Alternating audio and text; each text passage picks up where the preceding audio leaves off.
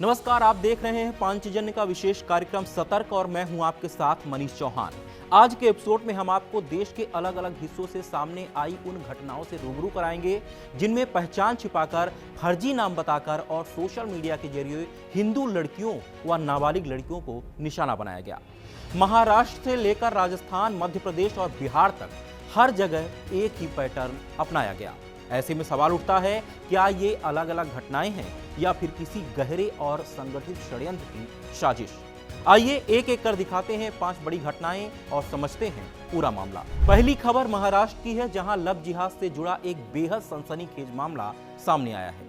घटना वसई विरार और नाला सोपारा इलाके की है, जहां शकील अहमद नाम के आरोपी को स्थानीय लोगों ने पकड़कर पुलिस के हवाले कर दिया। आरोप है कि शकील अहमद फर्जी हिंदू पहचान बनाकर नाबालिग हिंदू लड़कियों को अपने प्रेम जाल में फंसाता था और फिर उन्हें पैसों के लिए बेच देता था। रिपोर्ट के मुताबिक वह अलग अलग मौकों पर अपना नाम बदलता था, कभी राजू, कभी सुनील, कभी सनी और कभी दीपक, तो कभी भोला बनकर लड़कियों से संपर्क करता ताकि किसी को उस पर शक ना हो। बताया जा रहा है कि वह पहले सोशल मीडिया और फोन के जरिए दोस्ती करता, फिर भावनात्मक रूप से भरोसा जीतता और बाद में लड़कियों को जाल में फंसा लेता। सोशल मीडिया पर वायरल एक वीडियो में आरोपी खुद कथित तौर पर स्वीकार करता दिखाई दे रहा है कि उसने अब तक 6 नाबालिग लड़कियों को इस तरह फंसाया और 20 से 50 हजार रुपए में अलग अलग लोगों को सौंप दिया। रिपोर्ट में यह भी दावा किया गया है कि वह लड़कियों को छत्रपति संभाजी इलाके में मस्जिद के पास ले जाकर सौंपता था। वीडियो सामने आने के बाद इलाके में भारी आक्रोश है और कड़ी कार्रवाई की मांग उठ रही है। सबसे बड़ा सवाल, क्या यह अकेले एक व्यक्ति की साजिश है या इसके पीछे कोई संगठित नेटवर्क काम कर रहा है? फिलहाल पुलिस पूरे मामले की गंभीरता से जांच कर रही है। दूसरी खबर राजस्थान के भीलवाड़ा की है, जहां एक युवती के साथ दुष्कर्म और जबरन कन्वर्जन का दबाव बनाने का मामला सामने आया। जानकारी के अनुसार यह मामला भीलवाड़ा शहर के भीमगंज थाना क्षेत्र का है।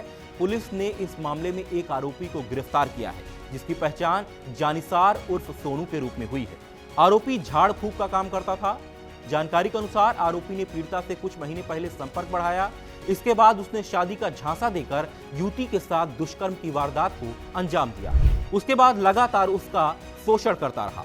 आरोप है कि बाद में आरोपी जानिसार ने युवती पर निकाह करने के लिए जबरन कन्वर्जन का दबाव भी बनाया। जब युवती ने इसका विरोध किया तो उसे प्रताड़ित किया गया, जिसके बाद परेशान पीड़िता ने पुलिस में मामला दर्ज कराया। फिलहाल आरोपी को गिरफ्तार कर लिया गया है। तीसरी खबर मध्य प्रदेश के बुरहानपुर की है, जहां सोशल मीडिया से शुरू हुई एक दोस्ती अब पुलिस केस में बदल चुकी है। कहानी एक नाबालिग लड़की की है, जिसे सोशल मीडिया पर एक फ्रेंड रिक्वेस्ट मिलती है। नाम था अरशद। शुरुआत में सामान्य बातचीत, फिर रोज रोज चैट और धीरे धीरे भरोसा। रिपोर्ट के मुताबिक आरोपी ने मिलने का दबाव बनाया। जुलाई में पहली मुलाकात एक होटल में हुई। इसके बाद कैफे और अन्य जगहों पर भी मुलाकात होती रही, लेकिन यहीं से कहानी ने खतरनाक मोड़ लिया। पीड़िता का आरोप है कि एक मुलाकात के दौरान आरोपी ने गलत तरीके से छुआ और इसी दौरान ली गई तस्वीर का इस्तेमाल बाद में ब्लैकमेल करने के लिए करने लगा। लड़की का कहना है उसे धमकाया गया, दबाव बनाया गया और शादी का झांसा देकर कन्वर्जन करने को कहा गया। जब उसने इसका विरोध किया तो आरोपी उसे धमकियां देने लगा। मामला तब खुला जब पीड़िता के रिश्तेदार उसे आरोपी के साथ एक पार्क में देखे और उसे वहां से वापस घर ले आए। इसके बाद शाहपुर थाने में शिकायत दर्ज कराई गई।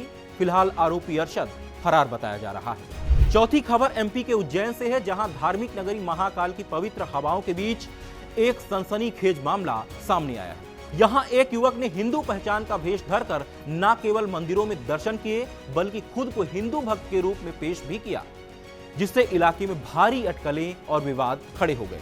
रिपोर्ट के मुताबिक जाफर नाम का युवक दिल्ली से उज्जैन आया।